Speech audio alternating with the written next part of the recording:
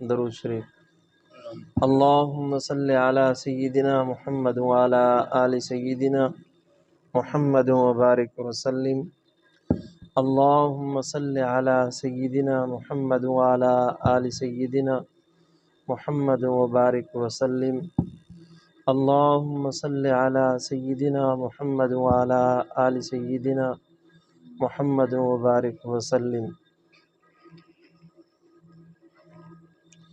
خود نہ تھے جو راہ پر اوروں کے ہادی بن گئے، کیا نظر تھی جس نے مردوں کو مسیحا کر دیا۔ نبی اکرم صلی اللہ علیہ وسلم جب اس دنیا کے اندر تشریف لائے تو لوگ جانوروں سے بھی بدتر زندگی گزارنے والے اس دنیا میں موجود تھے۔ آپ علیہ السلام کی محنت کا نتیجہ یہ نکلا کہ جو خود راہ راست پر نہیں تھے وہ دوسروں کی ہدایت کا ذریعہ بننے لگے۔ اس شعر میں صاحب کلام نے اسی بات کا ذکر کیا ہے کہ جو خود راہ راست پر نہیں تھے دوسروں کو ہدایت کے راستے پر لانے کا سبب اور ذریعہ بن گئے۔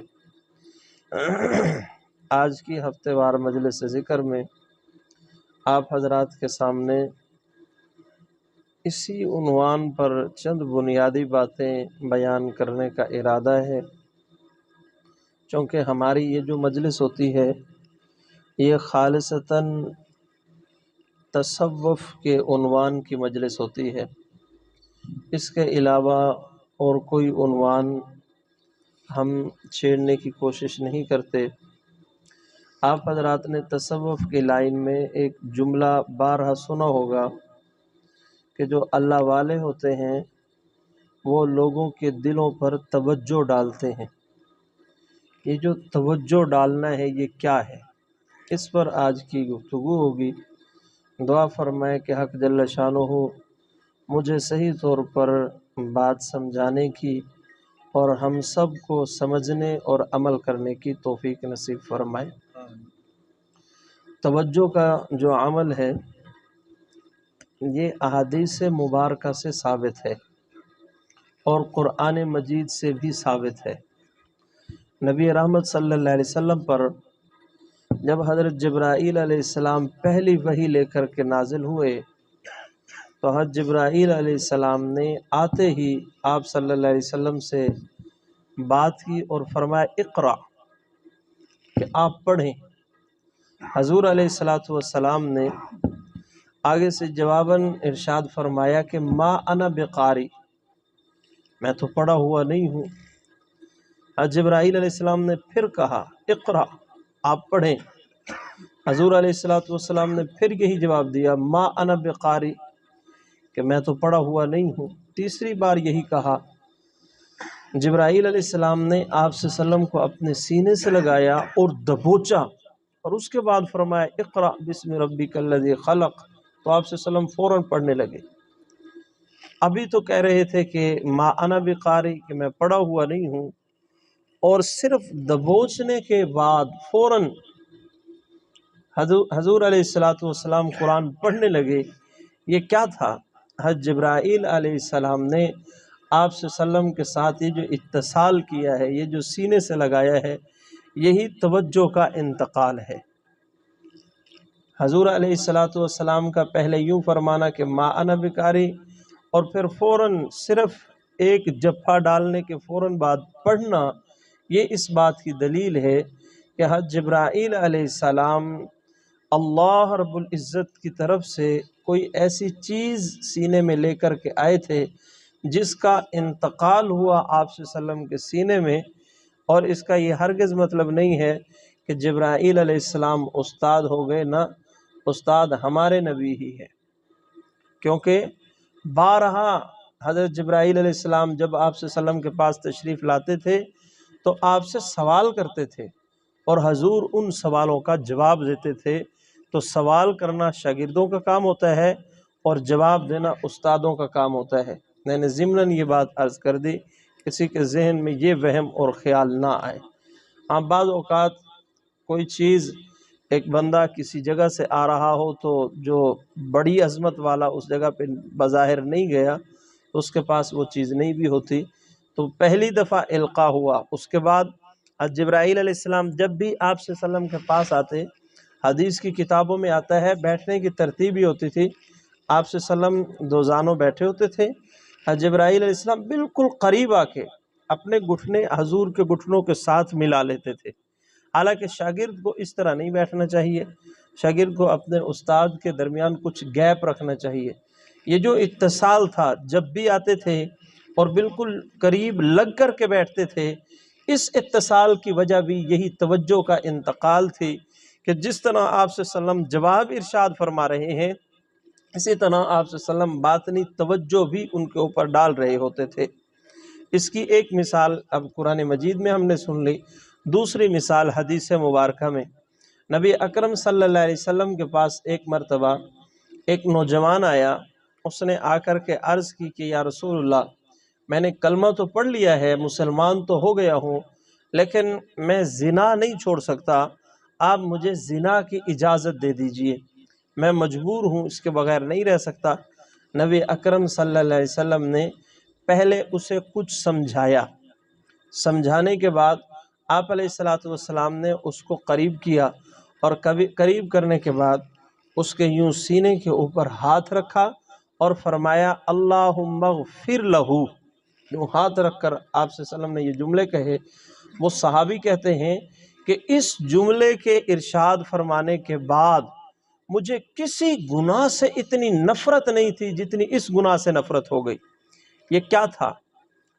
یہ توجہ تھی جو اللہ کے نبی صلی اللہ علیہ وسلم نے اپنے اس صحابی کی پہلی ملاقات میں ہی توجہ کا انتقال فرما دیا۔ حضور علیہ السلام کی توجہ کامل توجہ تھی، صحابہ کھرے لوگ تھے، صحابہ کرام میں نفاق نام کی کوئی چیز نہ تھی، جو بات کرتے تھے کھل کے کرتے تھے اور کھری بات کرتے تھے۔ یعنی آپ اندازہ لگائیے کہ آج کے دور میں کوئی شاگرد استاد کو یہ بات نہیں کہہ سکتا، کوئی بیٹا باپ کو یہ بات نہیں کہہ سکتا، کوئی چھوٹا بھائی بڑے بھائی سے اس بات کا اظہار نہیں کر سکتا، لیکن ایک صحابی ہیں اور وہ اللہ کے نبی کے سامنے اتنی جرأت کر رہے ہیں، یہ کیا ہے؟ یہ ان کے اندر کے صاف اور کھرے ہونے کی علامت ہے۔ بیماری ہے تو ہے، اس کا اظہار کریں گے تو بیماری کی جان چھوٹے گی نا، بیماری سے جان چھڑانے کے لیے اظہار کرنا ضروری ہے۔ تو صحابی نے صاف عرض کر دی کہ یا رسول اللہ، میرے اندر یہ بیماری ہے۔ اچھا، یہ کھرے لوگ تھے، جھوٹ بولنے والے نہیں تھے، سارے کے سارے صحابہ عادل ہیں، کوئی صحابی نعوذ باللہ من ذالک کذاب کے درجے پر نہیں ہے، جھوٹ کسی صحابی سے ایمان لانے کے بعد جھوٹ ثابت نہیں ہے۔ تو اس صحابی کا فوراً یہ کہنا کہ اب مجھے کسی گناہ سے اتنی نفرت نہیں جتنی زنا سے نفرت ہے، یہ اس بات کی علامت ہے کہ آپ علیہ السلام کی توجہ نے فوراً اثر کیا، فوراً اثر دکھایا۔ تو معلوم یہ ہوا کہ توجہ کا یہ عمل جو ہمارے مشائخ ہمارے بڑے بیان فرماتے ہیں، یہ قرآن مجید سے بھی ثابت ہے اور نبی اکرم صلی اللہ علیہ وسلم کی احادیث مبارکہ سے بھی ثابت ہے۔ اور توجہ کا جو عمل ہے یہ ہمارے مشائخ کے واقعات سے بھی ثابت ہے۔ یاد رکھیے، یہ جو توجہ ہے اصل میں یہ قوت ارادی کا نام ہے، اور قوت ارادی میں مضبوطی غیر مسلم بھی اختیار کر سکتا ہے اور مسلمان بھی اختیار کر سکتا ہے۔ یہ جو عامل لوگ ہوتے ہیں ان کے پاس قوت ارادی ہوتی ہے، اگر کسی ولی سے ثابت ہو جائے تو وہی کرامت بن جاتی ہے، اگر کسی فاسق فاجر گنہگار محنت جو کرے گا اسے چیز تو مل جائے گی، اس سے یہ چیز ثابت ہو جائے وہ جادوگری اور استدراج کہلائے گی، اور اگر کسی عام بندے سے دنیاوی معاملات میں اس طرح کی کوئی چیز ثابت ہو جائے تو اس کو قوت ارادی کہیں گے کہ ایک بندے کو توجہ ٹکانے کا طریقہ آ گیا۔ جب توجہ ٹکانے کا طریقہ آ جائے تو پھر اس کے لیے بہت ساری چیزیں آسان ہو جاتی ہیں۔ حضرت شیخ الحدیث مولانا زکریا رحمۃ اللہ علیہ نے اپنی آپ بیتی کے اندر اپنے حالات زندگی میں ایک واقعہ لکھا ہے، بڑا عجیب واقعہ ہے۔ فرماتے ہیں کہ آریہ سماج کا ایک فتنہ کھڑا ہوا تھا ہندوستان میں، ان ہندوؤں نے بڑی کثرت کے ساتھ لوگوں کے اوپر تصرف کیا، لوگوں کو گمراہ کرنے لگے اور لوگوں کو مرتد کر کے ہندو بنانے لگے۔ جب یہ عمل شروع ہوا تو دارالعلوم دیوبند کو فکر لاحق ہوئی۔ یہ واقعہ شاید میں نقل نہ کرتا، لیکن چونکہ حضرت شیخ الحدیث رحمۃ اللہ علیہ جیسے بندے نے اس کو نقل کیا ہے تو اس سے یہ پتہ چلتا ہے کہ چونکہ وہ خود اس واقعے کو نقل کر رہے ہیں اور اپنے قریب زمانے کا، اپنے شیخ کا واقعہ نقل کر رہے ہیں، تو اس میں یقیناً سچائی ہی سچائی ہوگی۔ ہم فرماتے ہیں کہ جب یہ فتنہ عروج پر پہنچا تو دارالعلوم دیوبند کو فکر لاحق ہوئی۔ علماء دیوبند نے ان ہندوؤں سے بات کی اور کہا کہ ہم سے مناظرہ کرو۔ جب ان کے ساتھ مناظرہ طے پایا تو انہوں نے کچھ شرائط رکھی۔ ایک شرط یہ بھی تھی کہ جب مناظرہ شروع ہوگا نا، جس جگہ پہ کھڑے ہو کے مناظرہ کریں گے، اس سے آگے جو لائن ہوگی اس لائن میں ہمارے بندے بیٹھے ہوں گے۔ تو ہمارے اکابر نے کہا بھائی ٹھیک ہے، ہمیں اس پر کوئی اعتراض نہیں، جہاں مرضی بیٹھیں، کسی کے آگے پیچھے بیٹھنے سے تو کوئی فرق نہیں پڑتا۔ اللہ کی شان کے اکابرین علماء دیوبند نے جب مناظرہ شروع ہوا تو دارالعلوم دیوبند کے اساتذہ میں جو سب سے بڑا متکلم تھا، جسے کلام پر عبور حاصل تھا، بات کو سمجھانے کا جو بہترین ڈھنگ اور گر جانتا تھا، اس عالم دین کے ذمہ لگایا کہ جی بات آپ نے کرنی ہے۔ انہوں نے کہا ٹھیک ہے۔ اب جب مناظرہ شروع ہوا تو ہمارے جو دارالعلوم دیوبند کے یہ متکلم تھے، اللہ کی شان کے گفتگو کے دوران ان کی زبان جو ہے لڑکھڑانے لگی، ان کی زبان لڑکھڑانے لگی اور بات صحیح نہیں ہو رہی تھی۔ حالانکہ وہ بڑے صاحب بصیرت عالم تھے اور بات سمجھانے کا گر جانتے تھے، لیکن آج جب وہ بات کرنے لگتے تو انہیں سمجھ ہی نہیں آ رہے، کبھی ادھر کی مارتے کبھی ادھر کی، بات صحیح سمجھا نہیں پا رہے تھے۔ یوں محسوس ہوتا تھا جس طرح ایک بندہ انتہائی خوف زدہ ہو اور ڈرا ہوا ہو۔ حضرت شیخ الحدیث رحمۃ اللہ علیہ لکھتے ہیں کہ ایک نوجوان نے جب یہ معاملہ دیکھا تو وہ دوڑتا ہوا آیا حضرت مولانا خلیل احمد سہارنپوری رحمۃ اللہ علیہ کے پاس۔ یہ حضرت خلیل احمد سہارنپوری رحمۃ اللہ علیہ بہت بڑے اللہ والے بھی تھے اور بہت بڑے جید عالم بھی تھے۔ غالباً یہ حضرت شیخ الحدیث رحمۃ اللہ علیہ کے شیخ اور مرشد بھی ہیں۔ حضرت مولانا زکریہ رحمۃ اللہ علیہ کے غالباً یہ شیخ اور مرشد بھی ہیں۔ تو انہوں نے جب وہ نوجوان دوڑتا ہوا آیا اور آ کر کے کہنے لگا کہ حضرت سمجھ نہیں آ رہی، ہمارا جو مناظر ہے اس سے تو بات ہی نہیں ہو رہی، وہ بات ہی نہیں کر پا رہا۔ تو حضرت بڑے حیران ہوئے، بھئی یار وہ تو بڑا غضب کا بولنے والا، بات سمجھانے والا ہے، اگر وہ بھی بات نہیں سمجھا پا رہا تو کون اس معاملے کو سلجھا سکے گا۔ اب وہ جلدی سے اسٹیج کے قریب آئے۔ جب اسٹیج کے قریب آئے تو وہاں پر انہوں نے چاروں طرف جو ہے نظر دوڑائی، دیکھا کہ جو سامنے والی لائن تھی نا، اس لائن میں ایک سادھو بیٹھا ہوا ہے ہندو، اور اس ہندو نے بڑی جناب ٹکٹکی باندھے ہوئے بڑی توجہ کے ساتھ جو ہے وہ اس عالم دین کو دیکھ رہا ہے۔ حضرت مولانا خلیل احمد سہارنپوری رحمۃ اللہ علیہ یہ دیکھتے ہی سمجھ گئے کہ یہ ساری حرکت اس کی ہے اور یہ حضرت کو بولنے کے لیے روک رہے ہیں۔ جس طرح ہمارے بزرگ توجہ ڈالتے ہیں، اسی طرح یہ جو سادھو اور ہندو لوگ ہوتے ہیں یہ قوت ارادی کے ذریعے سے دوسرے بندے کے دل پر قابض ہو جاتے ہیں، اور اس کو بولنے پر جو قدرت حاصل ہوتی ہے اس میں رکاوٹ پیدا ہو جاتی ہے، وہ بیچارے بول نہیں پاتے، ان کے لیے مشکل ہو جاتی ہے۔ تو حضرت سہارنپوری رحمۃ اللہ علیہ فوراً سمجھ گئے۔ اب انہوں نے جو ہے فوراً گردن جھکا لی اور توجہ ڈالنی شروع کر دی۔ جب انہوں نے توجہ ڈالنی شروع کی تو وہ سادھو ادھر ادھر دیکھنے لگا، لیکن اسے کچھ سمجھ نہ آئی، یوں بھاگا جس طرح اس کے تن بدن میں آگ لگ گئی ہو، اور اس کے بھاگنے کی دیر تھی کہ وہ جو ہمارا علماء دیوبند کا دارالعلوم دیوبند کا جو استاد تکلم کر رہا تھا، فوراً اس کی زبان ٹھیک ہو گئی اور وہ مناظرے میں بڑے اچھے طریقے سے بات سمجھاتا ہوا مناظرے کا فاتح ٹھہر گیا۔ اب اس واقعے کو میں ہرگز نقل نہ کرتا اگر شیخ الحدیث مولانا زکریہ رحمۃ اللہ علیہ نے اپنی آپ بیتی کے اندر اس کو نقل نہ کیا ہوتا۔ تو معلوم یہ ہوا کہ ایک غیر مسلم بھی اگر کچھ محنت کر لے تو اس کو اتنی قدرت طاقت مل جاتی ہے، اتنی تصرف کی طاقت اس کے اندر بھی آ جاتی ہے کہ وہ سامنے بولنے والے بندے کی زبان کو پکڑ لے اور اس کو بولنے ہی نہ دے اور اس کے بولنے کے اندر تصرف کر لے۔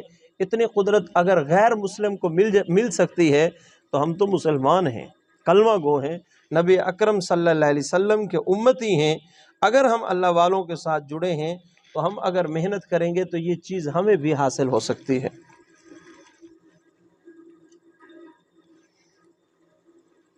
یہ جو قوت ارادی ہے، اس کے اندر جہاں میں نے عرض کیا کہ مسلمانوں نے محنت کی ہے، وہاں غیر مسلموں نے بھی محنت کی ہے۔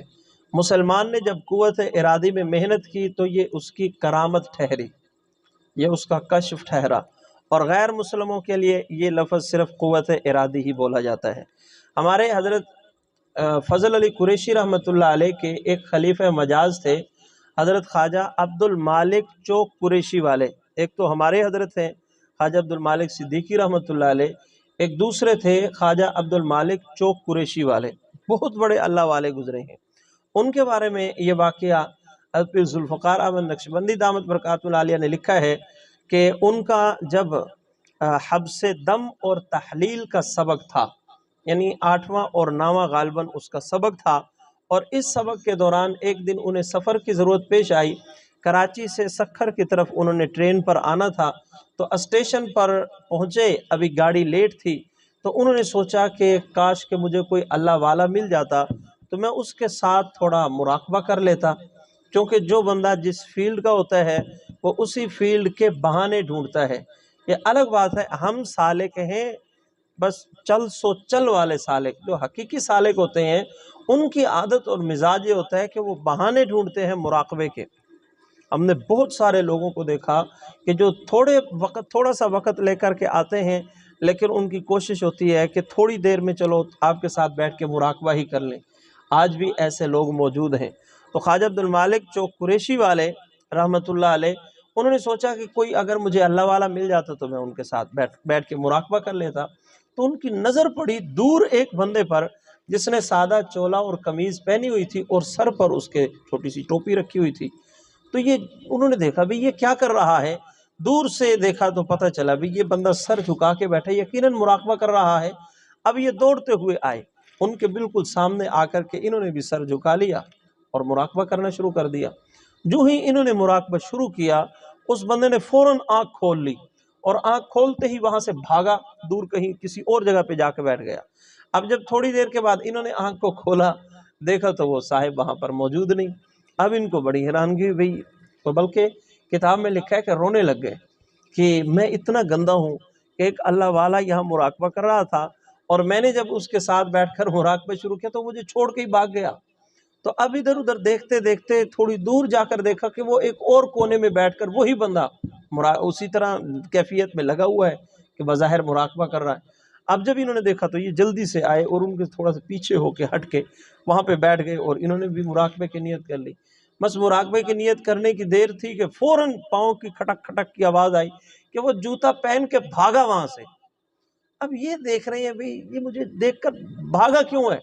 تو جو حقیقی نیک ہوتے ہیں وہ ہر چیز میں اپنا قصور ڈھونڈتے ہیں، وہ سوچنے لگے شاید میرا باطن گندا اتنا ہوگا کہ میری گندگی ان کے سامنے ظاہر ہو گئی ہوگی، یہ اس وجہ سے بھاگ کے جا رہے ہیں مجھ سے۔ اب وہ ایسا بھاگا کہ اس کی آنکھوں کے بالکل سامنے نہ آیا۔ اچھا، انہوں نے سفر کیا اور پورا راستہ اسی سوچ و بچار میں کہ یار عبد المالک تو اتنا گندا ہے کہ تیرے ساتھ ایک اللہ والے نے بیٹھ کے مراقبہ ہی نہیں کیا، وہ بار بار تجھ سے دور بھاگنے کی کوشش کرتا ہے۔ اور سکھر پہنچ گئے اپنے دوست کے پاس۔ دوست نے دیکھا کہ بھئی آپ پریشان لگ رہے ہو، خیریت تو ہے؟ تو اب انہوں نے ساری بات بتائی۔ تو آگے سے اس نے کہا بھئی اس کی شکل صورت کیسی تھی؟ تو اب جب اس نے شکل و صورت بتائی تو وہ مسکرانے لگے۔ انہوں نے کہا چلو صبح دیکھتے ہیں۔ رات گزری، صبح کے وقت انہوں نے کہا اس میزبان نے آؤ میں تمہیں ایک بندے سے ملواتا ہوں۔ اب جب گئے ایک گلی میں جا کر کے خواجہ عبد المالک رحمۃ اللہ علیہ سے کہا بھئی آپ یہاں اس کونے میں کھڑے ہو جائیں، اس بندے کو دیکھنا جس بندے سے میں ملاقات کرنے جا رہا ہوں، لیکن قریب نہیں آنا، آپ نے دور ہی رہنا ہے۔ کہا ٹھیک ہے۔ اب انہوں نے کنڈی کھٹکھٹائی، اندر سے جو بندہ نکلا خواجہ عبد المالک رحمۃ اللہ علیہ نے دیکھا یہ تو وہی شخص تھا جو وہاں ٹرین پر اسٹیشن پر ملا تھا۔ بھئی یہ تو وہی اللہ والے ہیں۔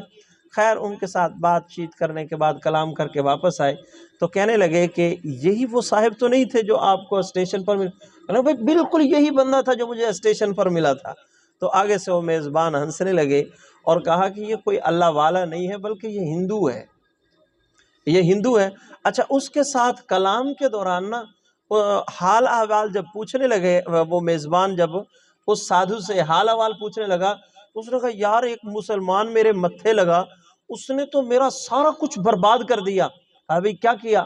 کہا جی میں بیٹھا تھا اپنا گیان کرنے کے لیے، اور وہ جناب میرے قریب آیا اور اس نے بیٹھتے ہی میری ساری کیفیات سلب کر لی، میں اندر سے بالکل خالی ہو گیا۔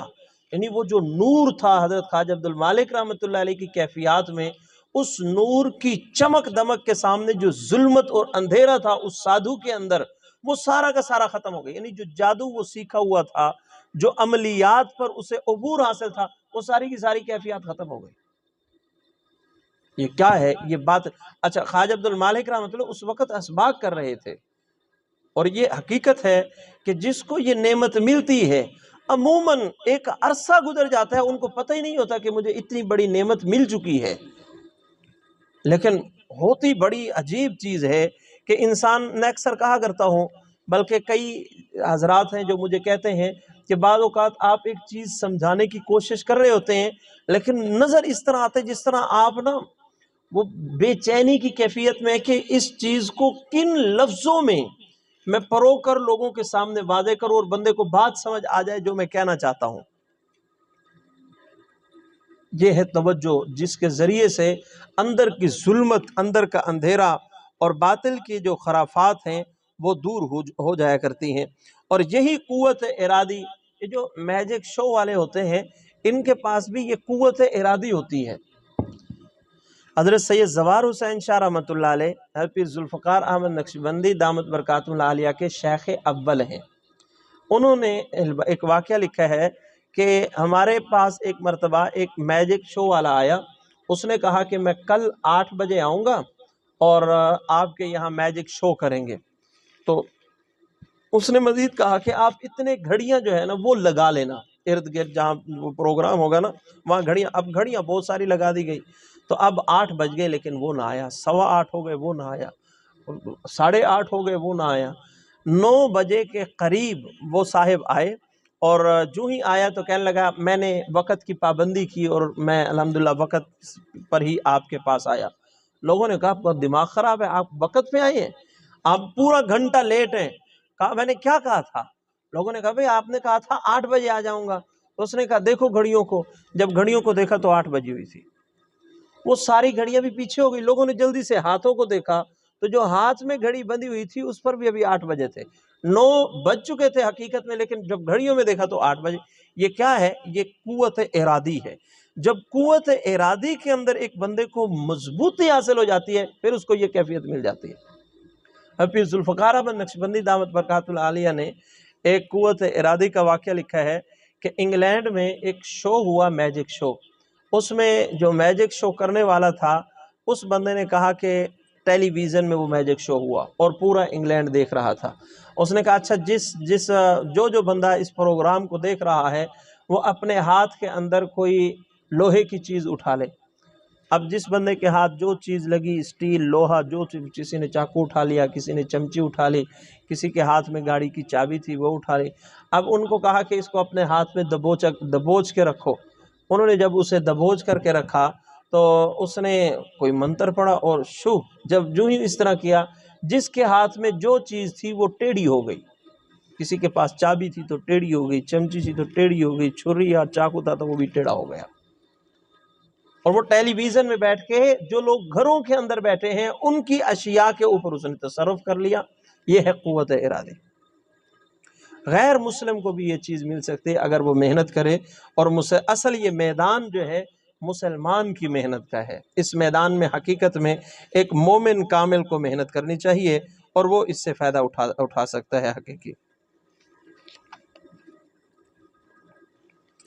ہمارے بزرگوں میں، ہمارے مشائخ میں ایک بزرگ گزرے حضرت دوست محمد قریشی رحمۃ اللہ علیہ۔ یہ غالباً ہمارے حضرت فضل علی قریشی رحمۃ اللہ علیہ کے شیخ اور مرشد تھے حضرت سراج الدین رحمۃ اللہ علیہ، ان کے شیخ اور مرشد تھے عثمان دمانی، اور ان سے آگے یہ شاید دوست محمد قریشی ہیں۔ یہ وہ بہت بڑے اللہ والے تھے، دوست محمد قندھاری رحمۃ اللہ علیہ، بہت بڑے اللہ والے تھے۔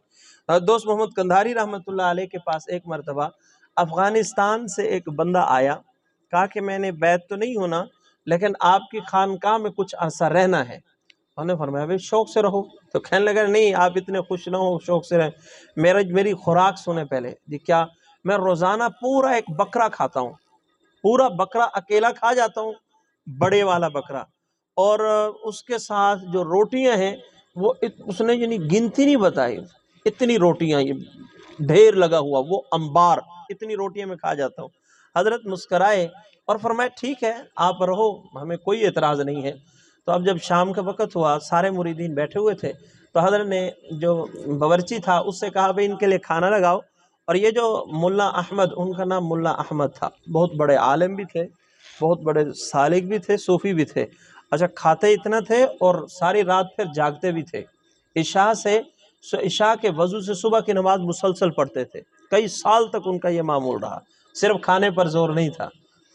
تو حضرت نے فرمایا بھئی ان کو بھی 2 روٹیاں اور 2 بوٹیاں دے دینا۔ تو اب یہ ادھر ادھر دیکھنے لگے بھئی اب 2 روٹیوں سے میرا کیا بنے گا اور 2 بوٹیوں سے میرا کیا بنے گا۔ حضرت نے فرمایا جب کہ یہ کھانا کھانے لگے تو اس کے کھانا شروع کرنے سے پہلے مجھے ضرور بلا لینا۔ تو اب جب کھانا لگا تو باورچی آیا، حضرت کھانا لگ چکا ہے اور اس بندے کے سامنے میں نے 2 روٹیاں اور 2 بوٹیاں رکھ دی ہیں۔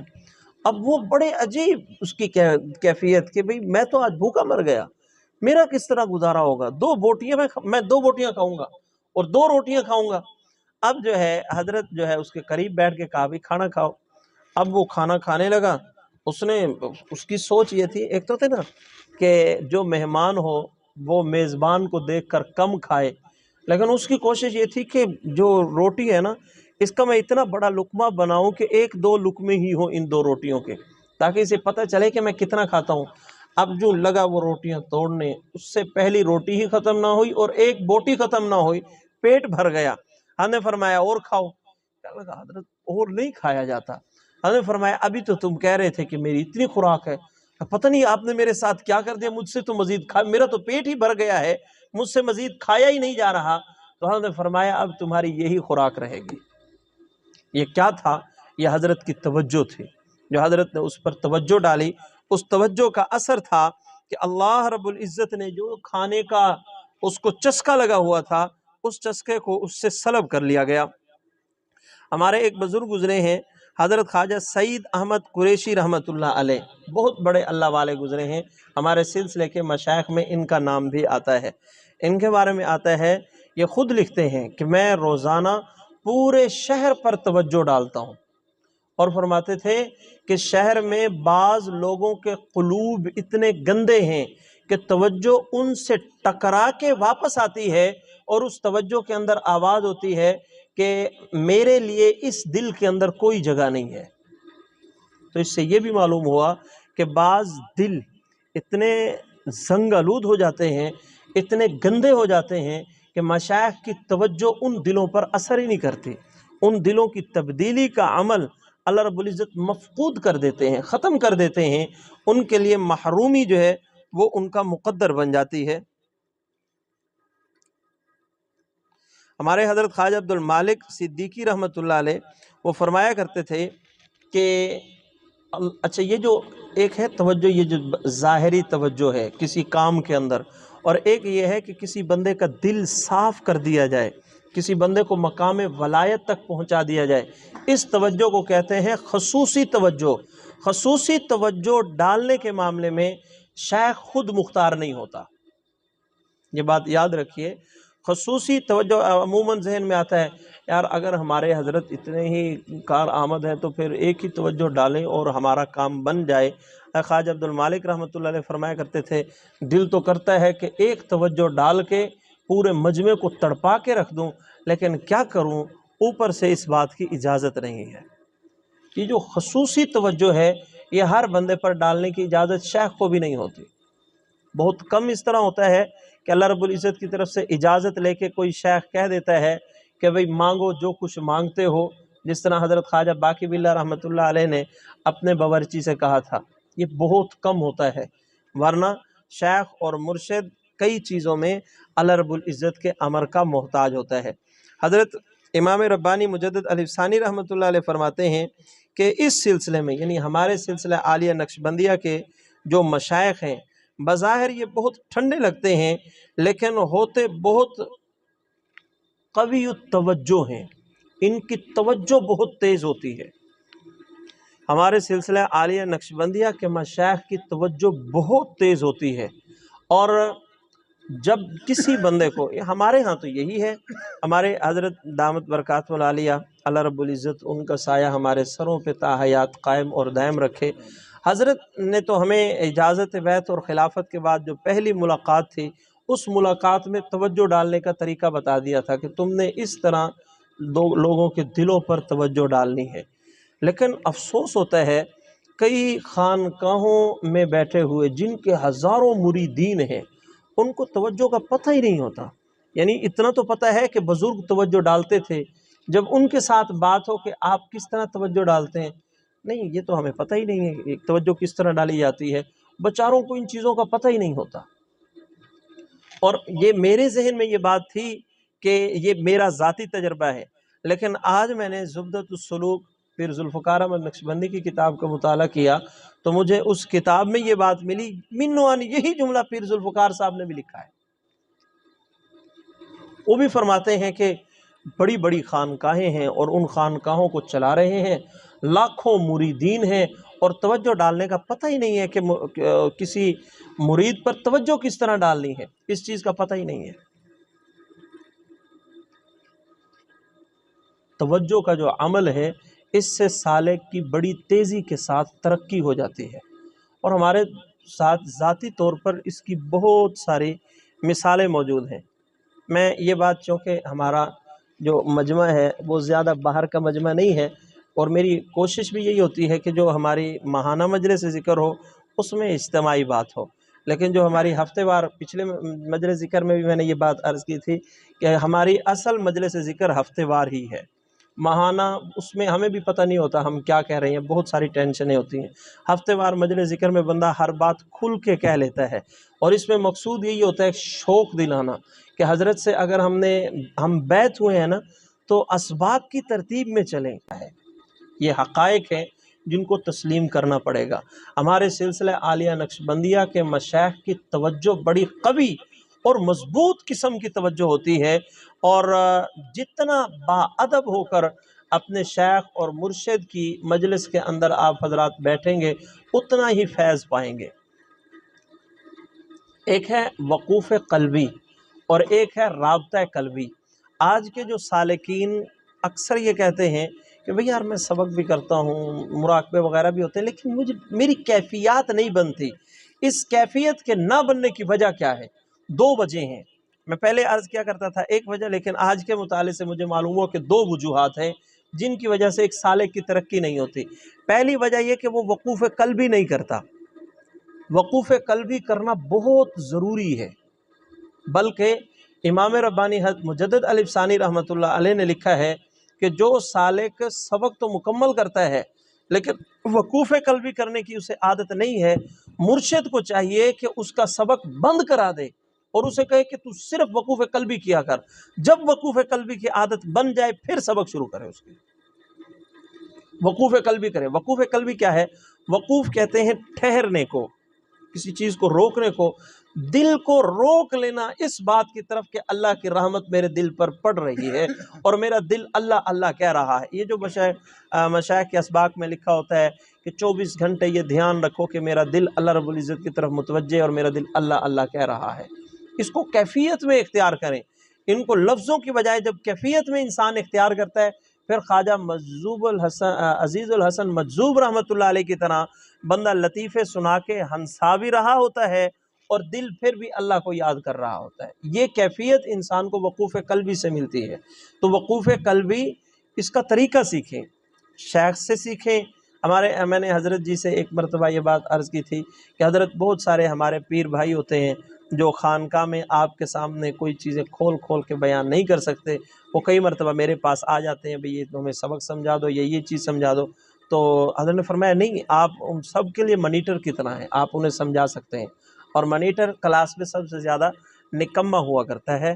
تو حضرت نے فرمایا کہ آپ مانیٹر کی طرح ہیں، آپ انہیں سمجھا سکتے ہیں۔ لہذا اگر وقوف قلبی کی مزید کچھ تشریح بعض جو اسباق کرنے والے ہیں وہ رابطہ کر لیں، ان کے لیے بہت فائدہ ہو جائے گا۔ اور اسی طرح دوسری چیز ہے رابطہ وقوف قلبی، رابطہ قلبی، ہاں وقوف قلبی اور رابطہ قلبی۔ رابطہ قلبی کا کیا مطلب ہے؟ ایک لفظ ہے رابطہ شیخ اور ایک ہے رابطہ قلبی۔ شیخ کے دل کے ساتھ اپنے دل کو نتھی کرنا، شیخ کے دل کے ساتھ اپنے دل کو نتھی کرنا، ہر وقت یہ سوچتے رہنا کہ میرے حضرت کے دل سے انوارات، تجلیات، فیوزات اور برکات نکل رہے ہیں اور میرے دل کے اندر آ رہے ہیں۔ یہ سوچ جو مرید ہر وقت رکھتا ہے، اس سے دو فائدے ہوں گے، ایک تو انوارات دل کے اندر جمع ہوں گے، دوسرا شیخ کی بے انتہا محبت انسان کو مل جائے گی۔ شیخ کے ساتھ اگر محبت کرنا چاہتے ہیں، اور محبت کے بغیر حضرت خلافت دیتے وقت ایک جملہ بار بار دہراتے ہیں کہ یہ اصل تعلق محبت کا تعلق ہوتا ہے، اصل تعلق محبت کا، یہ جملہ بار بار حضرت استعمال کرتے ہیں۔ اور یہ محبت غیر اختیاری چیز ہوتی ہے، بندے کے اختیار میں نہیں ہوتی۔ اگر آپ اسے اختیاری بنا کے اپنے شیخ پر فدا ہونا چاہتے ہیں تو رابطہ قلبی کو اختیار کریں۔ ہر وقت یہ جب یہ آپ رابطہ قلبی کی کیفیت کو اختیار کریں گے، بعض اوقات حضرت کی یاد میں بیٹھے ہوئے نہ چاہتے ہوئے آنکھوں سے آنسو نکل پڑیں گے۔ جب زیادہ عرصہ ہو چکا ہوگا اور شیخ کی صحبت نہ ملی ہوگی تو حضرت کی یاد میں آنکھوں سے آنسو ٹپکیں گے، اور یہ چیز ایک سالک اور مرید کو بہت جلدی ترقی تک پہنچاتی ہے۔ تو ہمارے سلسلہ عالیہ نقشبندیہ میں یہ جو توجہ کا عمل ہے، دیکھو حدیث پاک میں آتا ہے کہ نظر کا لگ جانا یہ حق ہے، نظر کا لگ جانا یہ حق ہے۔ ہمارے مشائخ نے فرمایا جو نظر کسی گناہگار بندے کی ہے اس کا لگ جانا اگر برحق ہے تو ایک اللہ والے کی نظر کا لگ جانا یہ برحق کیوں نہیں ہے؟ اور اللہ والے کی کسی بندے کو نظر لگ جائے اسی کو توجہ کہتے ہیں۔ جو بندہ اپنی مرضی کی زندگی گزارتا ہے، گناہگاری کی زندگی گزارتا ہے، اس کی جب نظر لگتی ہے بندہ بیمار ہو جاتا ہے۔ اور جو اللہ والے ہوتے ہیں، جن کے دل زندہ ہوتے ہیں، جن کے دل ہر وقت اللہ رب العزت کی یاد میں مستغرق رہتے ہیں، جو جہاں بھی ہوں ان کا دل اللہ کی یاد میں غرق ہے، ایسے لوگوں کی جب بندے کو نظر لگتی ہے تو پھر انسان کی طبیعت ٹھیک ہو جاتی ہے، بیماریاں دور ہوتے ہیں، روحانی بیماریاں۔ حضرت پیر ذوالفقار نقشبندی نے بڑا پیارا جملہ لکھا ہے، وہ جو ابھی میں نے واقعہ بیان کیا نا کہ جس بندے کے ہاتھ میں جو لوہے کی چیز تھی وہ ٹیڑھی ہو گئی، حضرت نے اس واقعے کو ذکر کر کے فرمایا کہ دنیا دار بندے کی قوت ارادی، اسی کو توجہ کہتے ہیں، دنیا دار بندے کی توجہ سے لوہا ٹیڑھا ہوتا ہے اور اللہ والے کی توجہ سے بندے کا دل سیدھا ہو جاتا ہے، دل کو اللہ رب العزت تر و تازگی نصیب فرما دیتے ہیں۔ دعا ہے کہ حق جل شانہ جو کہا سنا ہم سب کو یہ باتیں سمجھنے کی توفیق نصیب فرمائے، چونکہ ہمارا تعلق سلسلے کے ساتھ ایک عرصے تک اللہ رب العزت جزائے خیر نصیب فرمائے ہمارے حضرت کو، اور اسی طرح حضرت پیر ذوالفقار احمد نقشبندی دامت برکاتہ العالیہ کو، انہوں نے بڑا کام کیا ہے تصوف پر۔ ایک وقت تھا کہ یہ چیزیں ہمارے ہاں بالکل ختم ہو چکی تھی، نہ ہونے کے برابر رہ گئی تھی۔ بہت یعنی جو پیدائشی مولوی تھے، مولوی گھرانے کے اندر پیدا ہونے والے، ان کی سوچ بھی یہ تھی کہ یہ پیری مریدی ہمارا نہیں، یہ کسی اور کا کام ہے۔ ہم یہ چیزیں بھول چکے تھے، ہمارے بڑوں نے ان چیزوں کو یاد بھی دلایا اور مشکل چیزوں کو آسان کر کے ہمیں سمجھا بھی دیا۔ اللہ رب العزت ہمارے بڑوں کو جزائے خیر نصیب فرمائے۔ وآخر دعوانا ان الحمد للہ رب العالمین۔